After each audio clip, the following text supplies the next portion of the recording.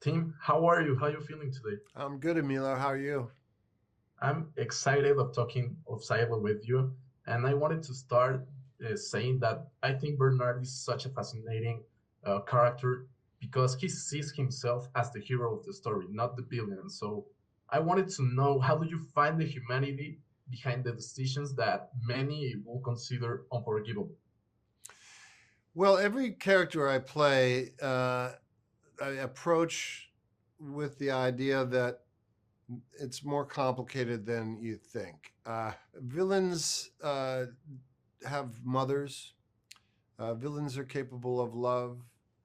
Most people that we consider bad guys don't think that of themselves. They think they're doing something virtuous and important, and that they're making sacrifices in order to do that. Good guys I've played. No one wants to see an angel. It's complicated. People are complicated. People that we consider to be heroes can be flawed. So, in playing Bernard, I was always fascinated by the idea that he was performing a function that he felt was necessary, that had to do with a lie, that had to do with not telling the truth. And I'm always fascinated by that. What does that do to the insides of a person, to their own inner heart and soul? What is it to compromise your morality, to sacrifice it, but also to gain power by doing so? And that's kind of the story of most of the leaders in the world throughout history, is some kind of decision they have made that they want other people to consider is virtuous, but winds up with a lot of death and destruction. And so, one of the joys of playing Bernard was knowing from the start that what appeared at the beginning to be the villain or the bad guy, by the end would be a different perception in the eyes of the audience.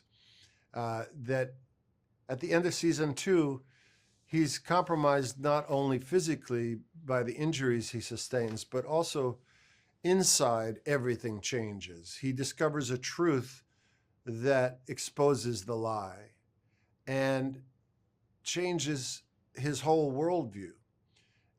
What happens to a person that believes they have made sacrifices for the greater good, only to discover that everything they've been doing was based on a lie, and that they have been used by power to subjugate the people?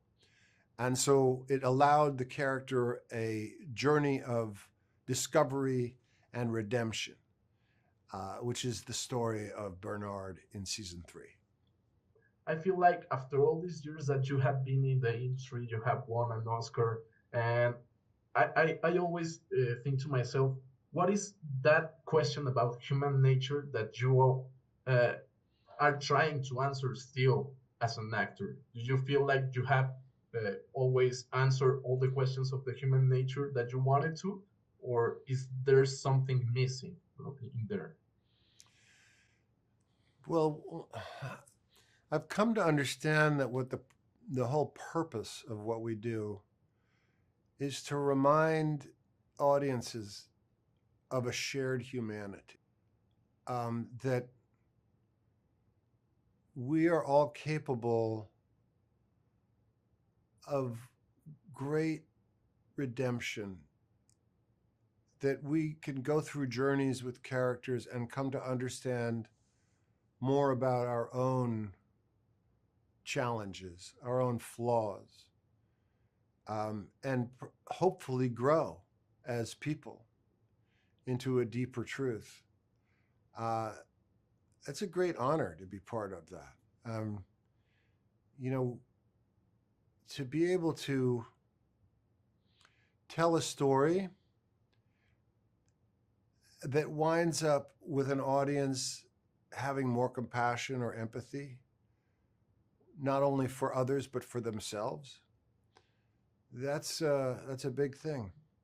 And, you know, the whole start of drama thousands of years ago, Western drama in Greece, in amphitheaters where the citizenry of Athens would gather to see a story told by actors about a recent trauma that the society had been through, whether it was a terrible war that resulted in a lot of deaths, whether it was a plague, or whether it was a famine.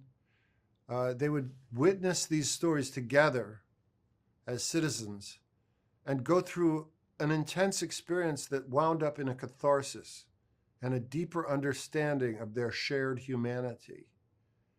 That's really important. And that's why I believe that telling these difficult stories is essential and part of the whole reason why we do it. Thank you very much, Tim. I would like to talk a lot more of Silo, but this is my time. Thank you very much, and I hope to be your shadow. Thank you.